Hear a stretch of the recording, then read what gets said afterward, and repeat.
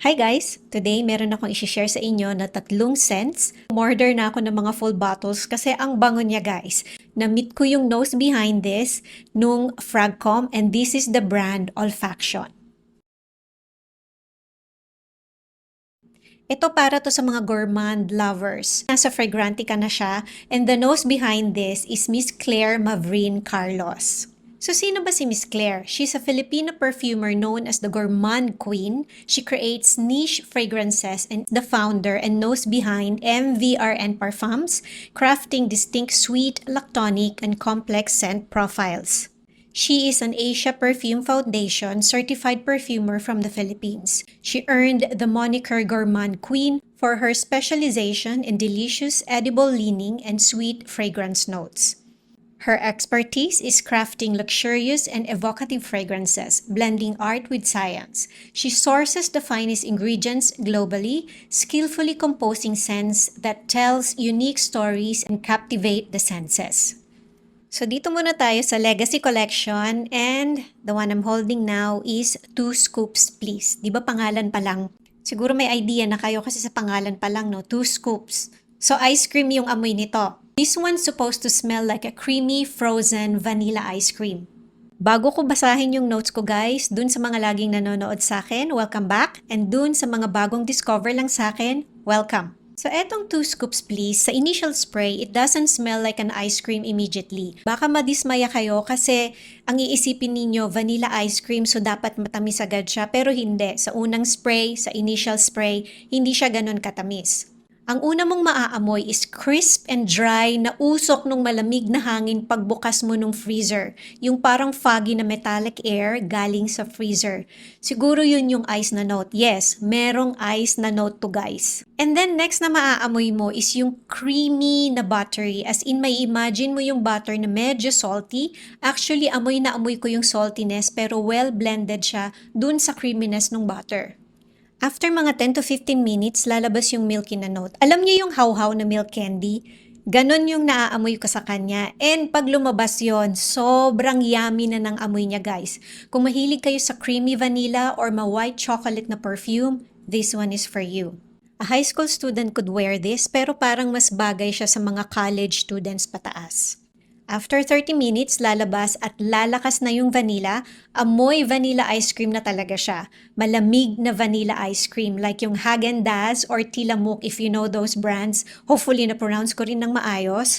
And don't forget yung amoy yung lamig nga kasi nga meron siyang ice na note. Kasama yung parang usok nung freezer. Yun yung naaamoy ko sa kanya.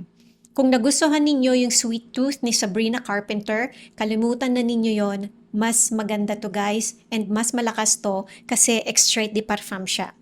2 Scoops Please is a unisex perfume pero feminine leading siya for me. Magiging super tamis na kasi nung white chocolate and vanilla pagka tumagal. Personally, I find this too sweet but ang ganda nito guys na I ended up buying 1 bottle. So dito naman tayo sa A Coat of Pastel Purple Clouds. Medyo mahaba yung pangalan niya guys, no? This one naman is supposed to smell like cotton candy na marshmallow. So sa initial na spray, ang una kong naamoy is paint or ink. So actually nakadalawang spray ako each nitong mga scents na meron ako. Inamoy ko lang ng biglaan. And then, inamoy ko ulit, syempre, nung ginagawa ko na tong notes ko. And etong A Coat of Pastel Purple Clouds. Nabubulol ako guys, medyo mahaba siya. Talagang naaamoy ko sa kanya yung ink or yung paint sa initial na spray. Medyo may hawig siya ng konti kay Gentle Now by Tadhana, except this one is gourmand. Kasi pagka tumagal siya, mas magiging amoy gourmand na siya. Maganda to guys. And since favorite ko yung Gentle Now ni Tadhana, meron na akong parang gourmand na version nung ganong scent. To me, this is not overly sweet. I also smell something salty and then yung marshmallow. Quiet lang yung marshmallow. Kung i-compare siya kay 2 Scoops Please, to me, medyo mas mature to ng konti. College students bagay siya pero I would say mas babagayan to ng mga 25 pataas. After mga 30 minutes, mas magiging softer pa siya and well blended. May slight na powdery na velvety na note na din akong naaamoy and I think that's from the Oris na note. This one is unisex pero I could imagine ang bango nito sa lalaki. Sinubukan kong i-layer ito and yung 2 scoops please. Ewan ko kung pagod na siguro yung ilong ko nung time na tinetest ko tong mga perfumes. Na I ended up smelling creamy, salty na vanilla, na maube na ice cream. May parang soft na ube na note na lumabas nung pinaghalo ko silang dalawa. I like this a lot and I think bagay siya sa edad ko. Sa mga hindi nakakaalam, I'm 44 years old na and 2 bottles yung binili ko nito. Gourmand siya pero hindi siya nakakatakot gamitin ng kagaya ng edad ko na hindi masyadong mahilig sa gourmand na perfumes. I appreciate gourmand perfumes pero maingat ako dyan because sometimes I find it too sweet. Like for example, yung 2 scoops please, I find it too sweet pero ang ganda ng timpla niya guys. Kaya nga sabi ko kanina, I still ended up buying 1 bottle kasi I could still imagine or see myself wearing this at a certain event or depende sa kasama. Kahit na matamis yung 2 scoops please. Pero itong A Coat of Pastel Purple Clouds, I think I could wear this every day. It could be my signature scent. Ang ganda niya guys. Hindi siya yung common na klase ng pabango. So dito na tayo sa Lilac Memoirs Act 2 and this is called Reversed. Liit kasi ng sample ko guys, no? And this is a collaboration with CJ Chua. I think second creation na collaboration with CJ Chua. Hindi kasi ako masyadong familiar guys. Sabi ko nga sa inyo, ngayon ko lang narinig tong brand na to. Ang lakas niya guys, andito na sa daliri ko. And now ko lang na-meet si Miss Claire. And even CJ, first time ko lang siyang, hi CJ, first time ko lang siyang na-meet nung last na Fragcom, pero nakikita ko na siya sa TikTok, nakukyutan ako sa kanya.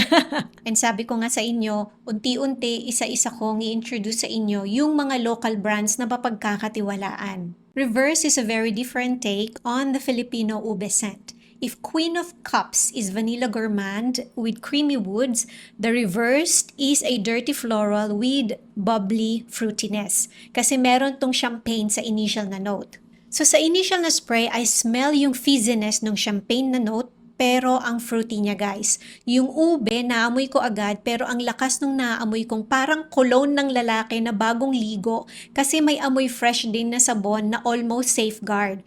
So sabi ko nga sa inyo lahat to, 2 beses kong in-spray. Unang spray is parang quickly lang inamoy ko sila. Etong second spray na nung tinetest ko na sila. Dun sa unang spray, etong reversed, ang dami kong naaamoy sa kanya. Sabi ko, ano ba yon? Yung fruitiness niya nung una, para ba siyang langka? Para ba siyang durian? Parang ganun kadami yung nangyayari. Until nung naka-second amoy na ako, medyo mas naintindihan ko na yung naaamoy ko sa kanya. Yung ube na note, andun lang all throughout, pero nasa background lang siya. Mas lamang yung parang men's cologne na naaamoy ko sa kanya, na naamoy ko nung una ko siyang inamoy, una ko siyang in-spray, and etong ginagawa ko na yung notes ko, talagang malakas siya guys. So imagine this, nasa event ka, cocktails, pero outdoors.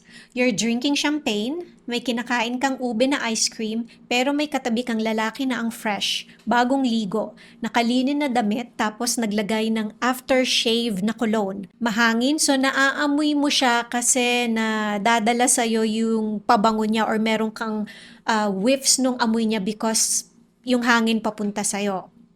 Ganon, yung naaamoy ko sa kanya. After 30 minutes, tatamis pa siya ng konti, mas amoy mo na yung ube na note. Dahil nga meron akong naaamoy sa kanya na parang aftershave na cologne, this leans masculine to me. 25 years old pataas pwede siya. Pang gabi to, pang date nights, ganon, or mga dinners, or burr season, malamig na weather, yung naka-air conditioned na controlled air environment na room, and I could see a groom. Yes, yung mga ikakasal pa lang guys, limited lang tong mga bottles na lalabas. Orderin nyo na to bago pa kayo maubusan.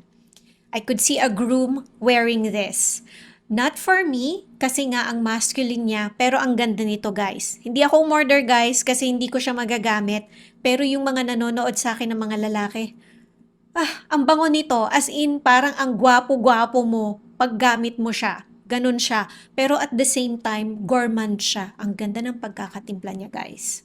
Thank you very much, Miss Claire, for letting me experience these 3 perfumes. And congratulations, CJ Chua, dito sa collaboration. Ang bango. So ayan na guys, may natutunan na naman kayong bagong brand. May natutunan din ako, and this is a gourmand na brand. Pero wag kayong masyadong matakot. Like kagaya ng sinabi ko sa inyo, yung second na perfume, yung A Coat of Pastel Purple Clouds. Ang haba kasi ng pangalan niya. Gourmand siya pero wearable siya. And malakas to guys, as in sulit na sulit yung pera ninyo. Uulitin ko, bilisan ninyong umorder because limited lang yung mga bottles na nilalabas. Nagpi-pre-order na sila ngayon nung 2 scoops please, and also nung A Coat of Pastel Purple Clouds, and yung reversed available na sa online shop. Available din ito sa Fragcom. Magkakaroon sila ng booth or ng table doon. Kung gusto ninyong amuyin muna bago bilihin, pumunta kayo sa Fragcom. Na-share ko na yung dates and yung venue nitong darating na Fragcom, and I hope to see you there. So na-try nyo na ba tong olfaction? Alin yung perfume na nabili nyo and nagustuhan ninyo? Mag-comment nga kayo below. Thank you for watching and see you again on my next video. Bye!